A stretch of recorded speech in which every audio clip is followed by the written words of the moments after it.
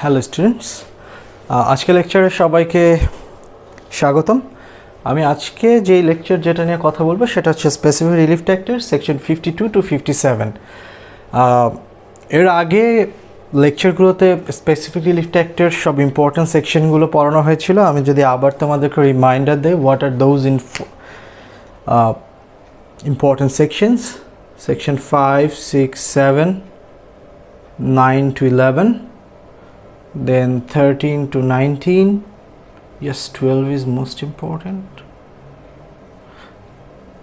then 21, 21A, then 31, 35, 42, 44 and 52 to 57. Those are the most important sections according to me, but অন্য সব সেকশনে তোমাদেরকে পড়তে হবে, বাট এই সেকশনগুলো একটু সবসময় বেশি মাথায় রাখতে হবে। সো আজকে আমরা পড়বো হচ্ছে সেকশন 52 to 57। মেইনলি 52 to 57-এ বলা হয়েছে হচ্ছে ইনজাংশন নিয়ে। হ্যাঁ, ইনজাংশন মানে হচ্ছে নিষেধাজ্ঞা। এটা আমরা সবাই জানি যারা লতে পড়াশোনা করি, অ্যাটলিস্ট যারা এখানে স্পেসিফিক রিলিফ অ্যাক্ট আমরা পড়তে আসছি, ইউ অল নো দ্যাট যে ইনজাংশন মানে হচ্ছে নিষেধাজ্ঞা। হ্যাঁ, আচ্ছা, আমরা আজকের লেকচারে আসি। ফার্স্টে আমরা আসি হচ্ছে সেকশন 52। সেকশন 52টা খুব নর্মাল একটা সেকশন। এখানে অ্যাকচুয়ালি বলা হয়েছে যে প্রিভেন্টিভ রিলিফটা অ্যাকচুয়ালি কী, প্রিভেন্টিভ রিলিফটা তোমাদেরকে কিভাবে দেওয়া হয়। আমরা যখন সেকশন 5-এ পড়লাম যে স্পেসিফিক রিলিফ অ্যাক্ট কয় রকম প্রতিকার দিতে পারে, ওখানে ছিল যে 5 রকম প্রতিকার দিতে পারে।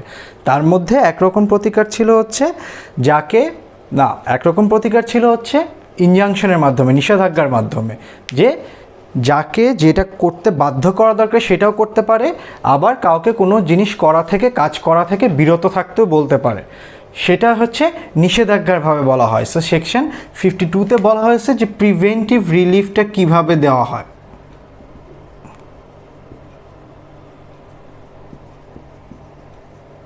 সরি, আমার হ্যান্ডরাইটিং খুবই বাজে, আর বোর্ডে তো আরও বাজে। সো প্লিজ একটু কনসিডার করতে হবে। হ্যাঁ, সো প্রিভেন্টিভ রিলিফটা বলা হয়েছে সেকশন 52-তে প্রিভেন্টিভ রিলিফটা দেওয়া যাবে হচ্ছে ইনজাংশনের মাধ্যমে। কোর্ট প্রিভেন্টিভ রিলিফ দিবে। প্রিভেন্টিভ রিলিফটা গ্রান্ট করবে হচ্ছে কোর্ট, সেটা কিভাবে? ইনজাংশনের মাধ্যমে। হ্যাঁ, বাই ইনজাংশন। এই ইনজাংশনের মাধ্যমে প্রিভেন্টিভ রিলিফটা হচ্ছে কোর্ট ফরিয়াদিকে দিবে। এখন এই ইনজাংশন কত প্রকার? আরেকটা কথা সবসময় মনে রাখতে হবে যে ইনজাংশন যেটা দিবে এটা হচ্ছে কোর্টের ডিসক্রিশনারি পাওয়ার, মানে হচ্ছে বিবেচনামূলক ক্ষমতা। আদালত যদি সব কিছু গ্রাউন্ডস বিবেচনা করে মনে করে যে না, আমাদেরকে এখন ইনজাংশন দেওয়া দরকার, আদালত সেটা দিবে। এরপরে সবচেয়ে ইম্পর্ট্যান্ট নর্মাল একটা কথা আসি, সেটা হচ্ছে তোমাদের ইনজাংশন কত প্রকার। হ্যাঁ, ওকে, আমি ইনজাংশন হচ্ছে 3 টাইপস। 3 রকম ইনজাংশন আছে। এক হচ্ছে টেম্পোরারি, নাম্বার 2 হচ্ছে পারপিচুয়াল,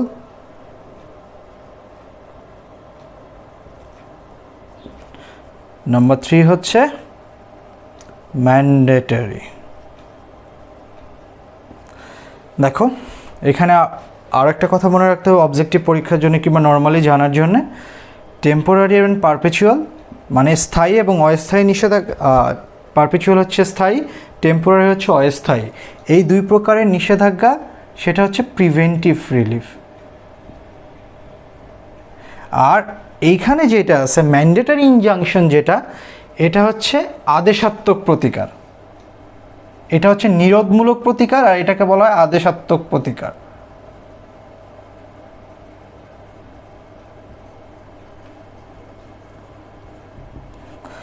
আদেশাত্মক প্রতিকার আর এটা হচ্ছে নিরোধমূলক প্রতিকার। আচ্ছা, এই জিনিসটা সবসময় মাথায় রাখতে হবে যে স্পেসিফিক রিলিফ অ্যাক্টের আন্ডারে তিন প্রকার যে ইনজাংশন আছে সেটার মধ্যে টেম্পোরারি অ্যান্ড পারপেচুয়াল ইনজাংশন হচ্ছে প্রিভেন্টিভ রিলিফ কিংবা নিরোধমূলক প্রতিকার, আর বাকি যেটা হচ্ছে সেটা হচ্ছে আদেশাত্মক প্রতিকার, সেটা হচ্ছে ম্যান্ডেটরি ইনজাংশন যেটা সেটা হচ্ছে আদেশাত্মক প্রতিকার। হ্যাঁ, এবার আসি যে আমরা যে টেম্পোরারি অ্যান্ড পারপেচুয়াল ইনজাংশনের কথা বললাম, এই টেম্পোরারি অ্যান্ড পারপেচুয়াল ইনজাংশন সম্পর্কে কোথায় বলা আছে যে এই দুইটা জিনিস অ্যাকচুয়ালি কী, কিংবা এটার ডেফিনেশনটা কোথায় দেওয়া আছে। এইটার ডেফিনেশনটা দেওয়া আছে সেকশন 53-তে।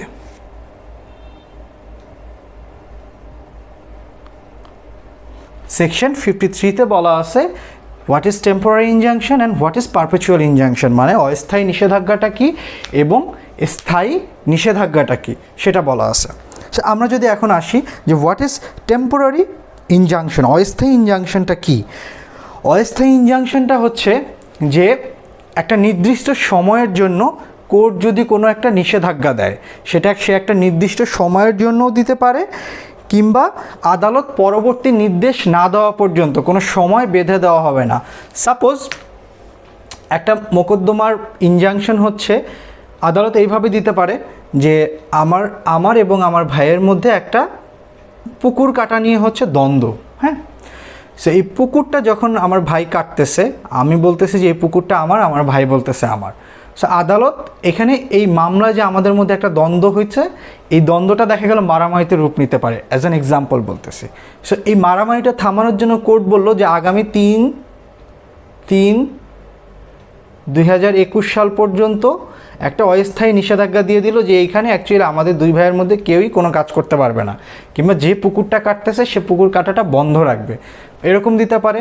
কিংবা আদালত বলতে পারে স্পেসিফিক টাইম সেট আপ না দিয়ে যে পরবর্তী নির্দেশ না দেওয়া পর্যন্ত এইখানে এই পুকুর খননটা বন্ধ রাখতে হবে। এই টাইপের নিষেধাজ্ঞা হচ্ছে অস্থায়ী নিষেধাজ্ঞা। সো অস্থায়ী নিষেধাজ্ঞাটা আদালত কখন দিতে পারে, সেটা হচ্ছে মামলা পরিচালনা করার যে কোনো পর্যায়ে দিতে পারে। এটা সবসময় মনে রাখতে হবে যে অস্থায়ী নিষেধাজ্ঞাটা মোকদ্দমা পরিচালনা করার যে কোনো পর্যায়ে দিতে পারে, at any stage.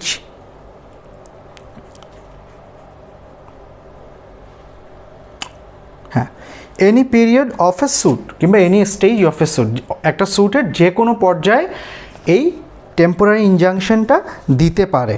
So temporary injunction হচ্ছে একটা নির্দিষ্ট সময় পর্যন্ত কিংবা আদালত পরবর্তী ঘোষণা না দেওয়া আগ পর্যন্ত যদি কোনো নিষেধাজ্ঞা দেওয়া হয় সেটাকে বলা হয় টেম্পোরারি ইনজাংশন, এবং টেম্পোরারি ইনজাংশনটা আদালত মোকদ্দমা পরিচালনা করার যে কোনো পিরিয়ডেই দিতে পারে, যে কোনো স্টেজেই দিতে পারে।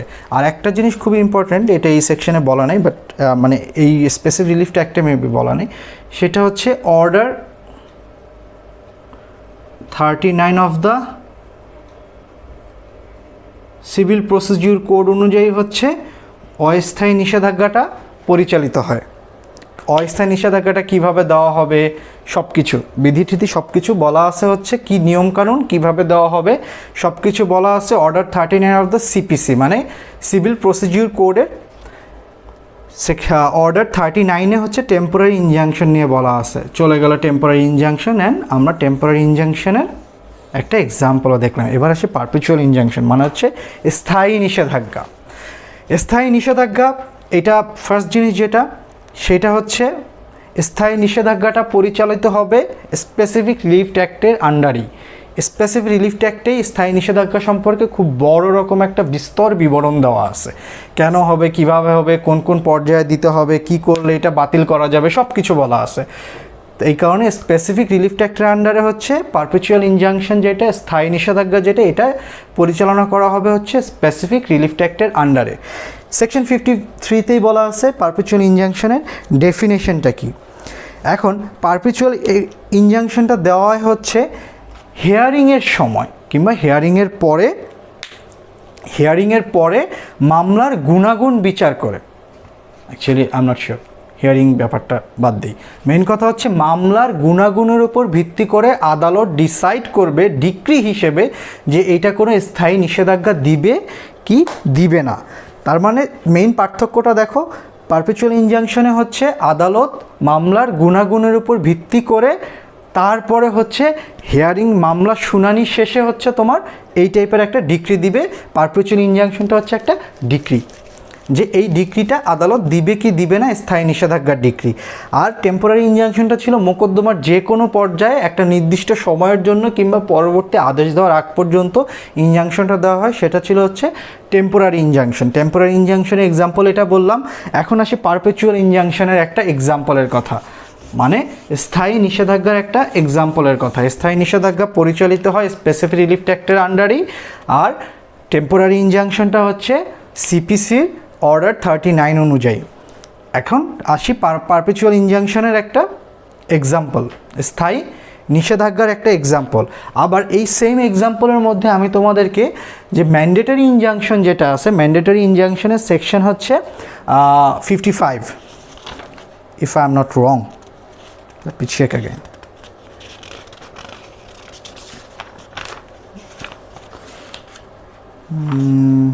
Yes, mandatory injunction, সেটা হচ্ছে সেকশন 55 এ। সো আমি দুইটার এক্সাম্পল সেম একটাতে দিয়ে দিচ্ছি। আচ্ছা, আসি হচ্ছে তোমার পারপেচুয়াল ইনজাংশন এক্সাম্পল। হ্যাঁ, একটা বাড়ি করতেছে, এই হচ্ছে আমার বাড়ি, ঠিক আছে? এই হচ্ছে সাপোজ এটা হচ্ছে আমার বাড়ি, এটা হচ্ছে আমার বাড়ি। সো বহুত এটা হচ্ছে বাড়ির সামনের রাস্তা এবং এই দিক দিয়ে আলো বাতাস পানি সব কিছু আসে।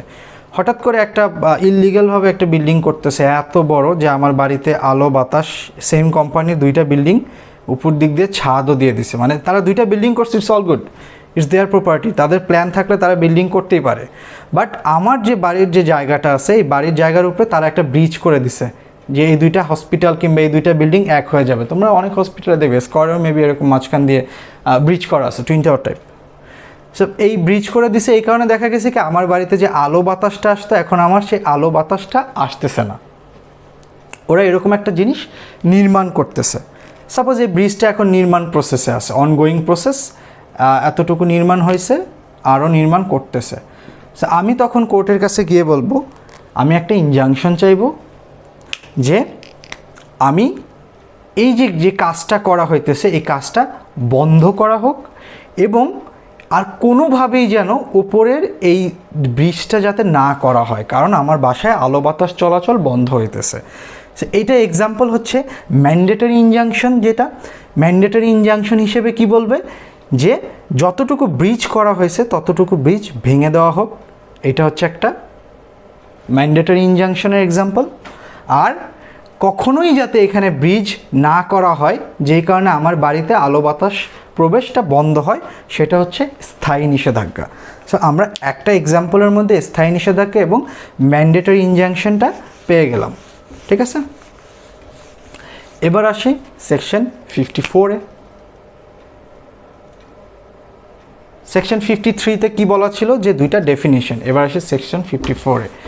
সেকশন 54-এ বলা আছে কোন কোন গ্রাউন্ডের কারণে পারপেচুয়াল ইনজাংশনটা গ্র্যান্ট করা হয়, কোন কোন গ্রাউন্ডের কারণে পারপেচুয়াল ইনজাংশনটা দেওয়া হয়। এখানে হচ্ছে 5টা গ্রাউন্ড কিংবা 5টা রিজন বলা আছে কোন কোন ক্ষেত্রে দেওয়া হবে। আমি মুখে বলতেছি, এত বড় এটা লেখার কিছু নাই, তোমাদের এটা বইতে পড়তে হবে। 1 নাম্বার যেটা, সেটা হচ্ছে যে যখন ডিফেন্ডেন্ট প্লেইন্টিফের ট্রাস্টি, সেই ক্ষেত্রে। 2 নাম্বার হচ্ছে যখন যে অ্যাকচুয়াল ড্যামেজ যেটা হবে সেই ড্যামেজটা কখনো নির্ণয় করা যাবে না, যে যেই কাজটা করা হইতেছে। সাপোজ এই যে আমার বাড়ির উপরে যে একটা ব্রিজ নির্মাণ করতেছে 2 বিল্ডিং মিলে, আর আমার মাঝখানে ছোট বিল্ডিং, এইটা করলে যেই পরিমাণ ক্ষতিটা হবে অ্যাকচুয়ালি সেই পরিমাণ ক্ষতিটা তো অর্থ দ্বারা নির্ণয় করা পসিবল না। খুব সিম্পল কথা, কাজ আমার আলো বাতাসে যদি না আসে, আমার আজীবন কি এরকম অন্ধকারে থাকবো নাকি? কিংবা আমি তো চাইলে আমার বিল্ডিংটা তো পরবর্তীতে ওদের সমান, ওদের চেয়ে বড় আমি করতে পারি ফাউন্ডেশন দিয়ে কিংবা সামহাও। যেই ক্ষতিটা হবে এই ক্ষতিটা নির্ণয় করা পসিবল না, এটা। 3 নাম্বার হচ্ছে কম্পনসেশনটা একটা অ্যাডিকুয়েট রিলিফ না। আমার এটা আসলে এই এক্সাম্পল দিয়ে আসে না, বাট তারপরেও বলার জন্য বলতেছি যে অ্যাকচুয়ালি ওরা যদি এখানে যদি এই ব্রিজটা করে দেয় আর আমার বাড়িতে যদি আলো বাতাস না আসে, তাহলে যে ক্ষতিটা হবে এটা কি পয়সাপাতি দিয়ে অ্যাকচুয়ালি করা রিলেট করা যাবে? মানে তোমার কি মনে হয় এই আমার বাড়িটা আজীবনের জন্য নষ্ট হয়ে গেল, উপর দিক দিয়ে এরকম একটা আলো বাতাস আসতেছে না, অন্ধকার গুহার মতো লাগতেছে, সে এইটা তো আমার টাকা পয়সা দিয়ে তো আর এই জিনিসটা যে ক্ষতিটা হইতে সেটা নির্ণয় করা যাইতেছে না, বিকজ এই বাড়িটার সাথে আমার অনেক ইমোশন থাকতে পারে, বা আমার জন্ম হয়েছে এই বাড়িতে, আমি তো চাইলেই তো এই ভিটা ওরা হয়তো বলতে পারে যে তোমাকে টাকা দিয়ে দিই তুমি এই বাড়ি ছেড়ে চলে যাও, বাট আমার জন্ম এই বাড়িতে, আমার এটার সাথে ইমোশনাল অ্যাটাচমেন্ট, আমাকে 10 গুণ টাকা দিলেও আমি এই বাড়িটা ছেড়ে যেতে চাই না। সো আমার যে ক্ষতিটা হইতেছে সেই ক্ষতিটা পয়সা দ্বারা নিরূপণ করা যাইতেছে না। আরেকটা হইতে পারে, এরপরে আরও একটা আসো 3 নম্বর 4 নম্বরে চলে আসো। 4 নম্বরে যেটা হচ্ছে একটা পসিবিলিটি আছে যে তুমি এটা থেকে ক্ষতিপূরণ পাবা না।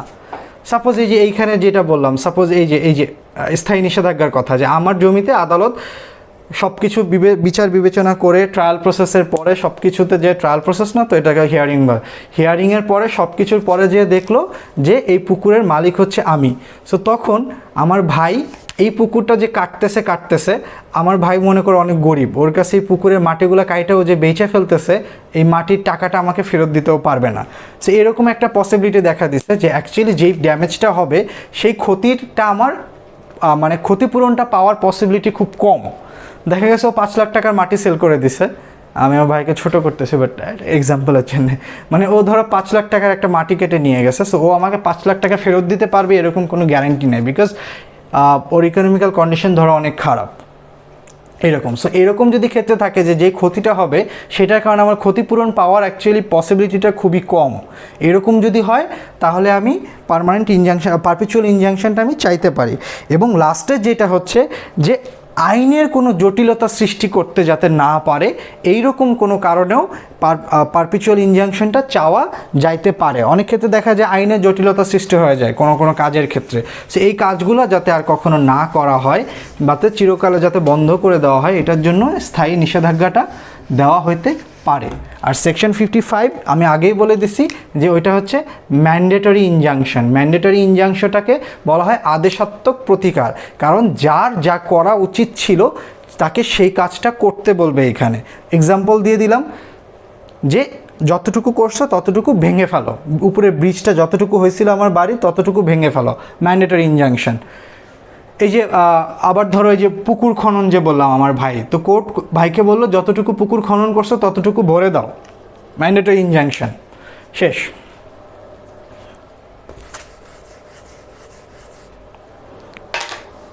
এবার আসি হচ্ছে সেকশন 56-এ। 56টা বেশ বড়, এটা আমি এরকমভাবে পড়াবো না, এটা তোমাদের নিজেদের পড়তে হবে, আমি জাস্ট হালকা একটু টাচ আপ দিয়ে দেব। যে এখানে বলা আছে ইনজাংশন কখন প্রত্যাখ্যান করা হইতে পারে, মানে ইনজাংশনটা কখন রিফিউজ করা যাইতে পারে। এখানে টোটাল 11টা গ্রাউন্ডস দেওয়া আছে, 11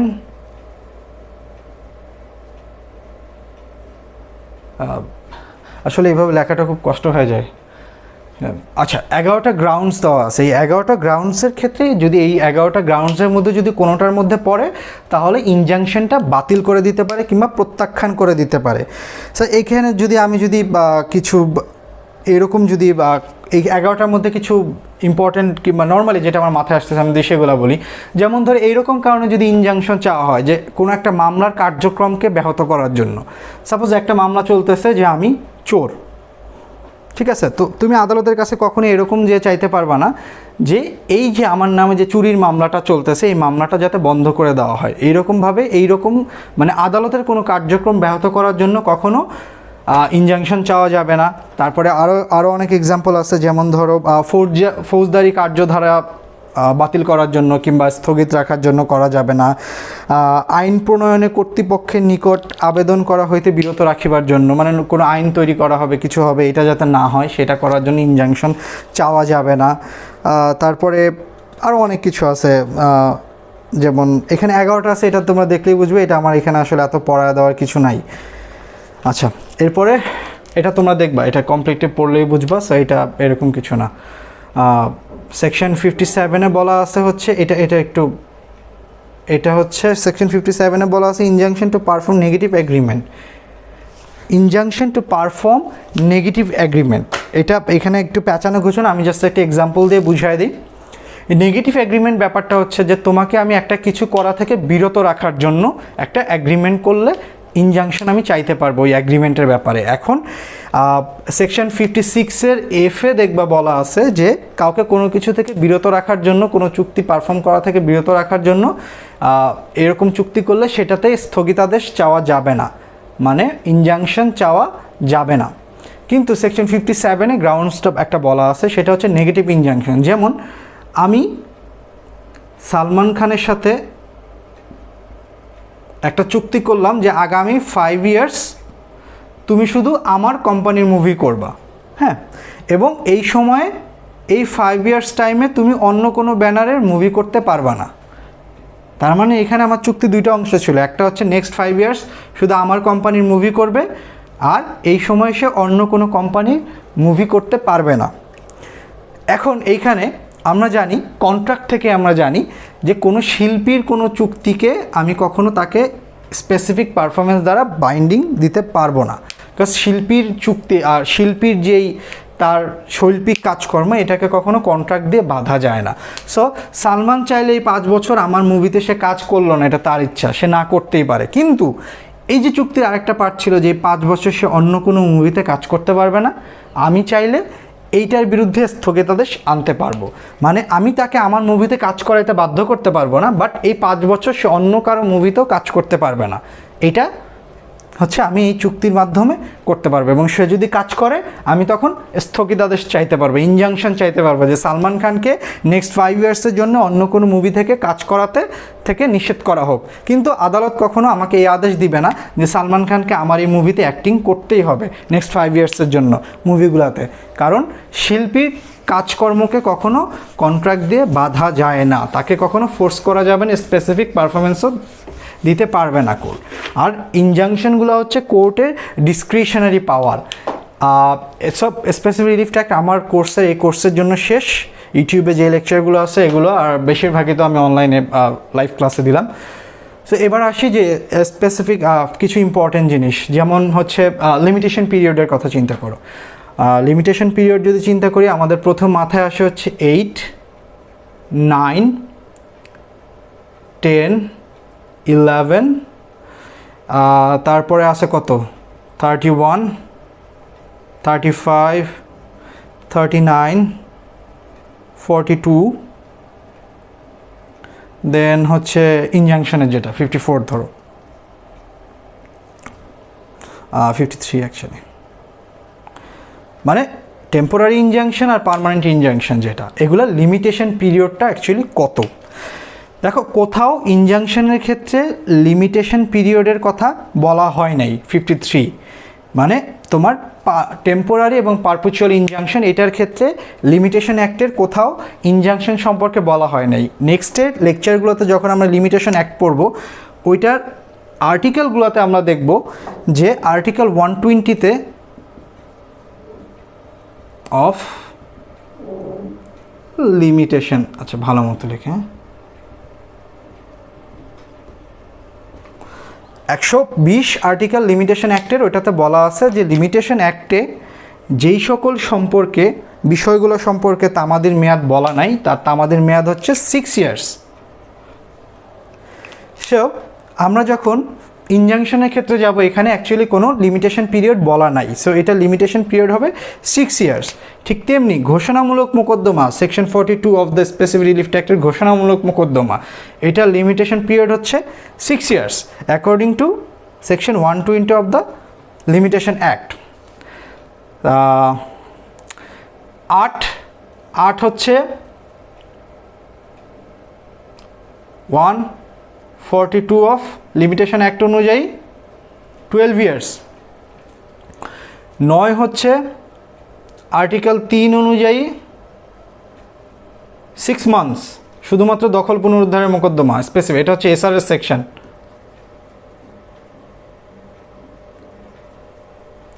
এটা হচ্ছে এসআর অ্যাক্টের সেকশনস। আর এটা হচ্ছে লিমিটেশন অ্যাক্টের আর্টিকেল কত অনুযায়ী, 10, 11, 10, 11 কত 3 বছর মনে হয়,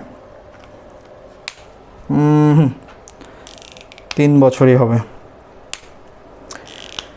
এরপরে আসো 31, 35, 31 হচ্ছে 3 ইয়ার্স, 39 3 ইয়ার্স, 35 হচ্ছে চুক্তিরদ 1 বছর, এটা মনে হয় 114। আর চুক্তির সুনির্দিষ্ট পালন যেটা সেকশন 12 ওইটা হচ্ছে 1 বছর, ওইটা 113। এখানে 12 আসলো, এটা আসবে 1 বছর, লিমিটেশন একটা আর্টিকেল 113 অনুযায়ী। আর এটা হচ্ছে মেবি 95 96, আর এটা হচ্ছে 95 ছিল, এটা মনে হয় 92 93। যাক, এটা একটু পরে দেখায় দেবো, বাট এটা লিমিটেশন পিরিয়ড যেগুলো আছে এগুলো একটু মনে রাখতে হবে। যেমন 10 11 এটা মেবি 3 ইয়ার্স, আমি যতটুকু মনে হয় আমার 3 ইয়ার্স। এটা 3, এটার 1, এটা 3। তারপরে আরও যেমন আছে যে তোমার বিক্রয় রদ, ওইটা হচ্ছে 1 বছর, ওইটা হচ্ছে লিমিটেশন একটা 12 অনুযায়ী, আর্টিকেল 12। সো এটা আমি পরবর্তীতে পড়াবো, বাট এখন জাস্ট একটু বলে দিলাম যে স্পেসিফিক রিলিফ অ্যাক্টের এই কয়টার যে লিমিটেশন পিরিয়ডটা এটা মনে রাখতে। হ্যাঁ, আবার জাল দলিল যদি হয়, এই 42 ধারায় জাল দলিল ঘোষণার মোকদ্দমা কিন্তু আবার 3 বছর। কাজ 42 ধারায় আমি এটা পড়াইছি তোমাদেরকে, লাইভ ক্লাসে বলছি যে 42 ধারায় যদি আনুষঙ্গিক কোনো প্রতিকার চাওয়া হয় তখন কোর্ট ফিটাও হবে, যে আনুষঙ্গিক প্রতিকার যেটা চাওয়া হয়েছে সেইটা অনুযায়ী কোর্ট ফি এবং লিমিটেশন পিরিয়ডও সেইটার হবে। সো আমি যদি জাল দলিল ঘোষণার মোকদ্দমা করি, জাল দলিল ঘোষণা, দলিল জাল ঘোষণার মোকদ্দমা হচ্ছে লিমিটেশন পিরিয়ড হচ্ছে 3 বছর। সো আমার তখন ঘোষণামূলক মোকদ্দমার লিমিটেশন চলে যাবে 3 বছরে। ঠিক আছে? আবার আমি যদি 8-এর সাথে যদি 42 যদি অ্যাড করি, নর্মালি 42-এর লিমিটেশন পিরিয়ড হচ্ছে 6 বছর ঘোষণামূলক, কিন্তু আমি সত্যসহ ঘোষণামূলক মোকদ্দমা চাইছি, তখন আমার এটার লিমিটেশন পিরিয়ড হয়ে যাবে 142, আর অ্যাড ভ্যালোরাম ফি হয়ে যাবে 2% হারে, হায়েস্ট হচ্ছে 40,000 40K। এটা হচ্ছে 8-এর অ্যাড ভ্যালোরাম ফি 2% হারে সর্বোচ্চ 40,000, আর লিমিটেশন পিরিয়ড হচ্ছে 12 বছর। সো তখন আমার অ্যাড ভ্যালোরাম ফিটাও হয়ে যাবে কত, 2% হারে। এটা যদি আমি 8 আর 42 একসাথে করি, আর হচ্ছে তোমার লিমিটেশন পিরিয়ডটাও চলে যাবে 12 ইয়ার্স, 6 বছর থেকে। এটা মনে রাখবে। আর অ্যাড ভ্যালোরাম ফিগুলোও তো মনে রাখতে হবে, এটা হচ্ছে 2% হারে, হায়েস্ট 40, এটা হচ্ছে অ্যাড ভ্যালোরাম ফি এর অর্ধেক। সেকশন 42 ঘোষণামূলক যদি শুধু করা হয়, এটা অ্যাড ভ্যালোরাম ফি হচ্ছে 300 টাকা। সো এই জিনিসগুলো মনে রাখবা। স্পেসিফিক রিলিফ ট্যাক্স শেষ। আমার অনেক ভুল ত্রুটি আছে, আমিও হয়তো অনেক জায়গায় ভুল পড়াইতে পারি, বিকজ আমি হিউম্যান, আমি সব জানি না, আমার জ্ঞান অনেক কম, আমার নলেজ অনেক কম। সো সবাই এই পর্যন্তই। আল্লাহ হাফেজ, ভালো থাকো।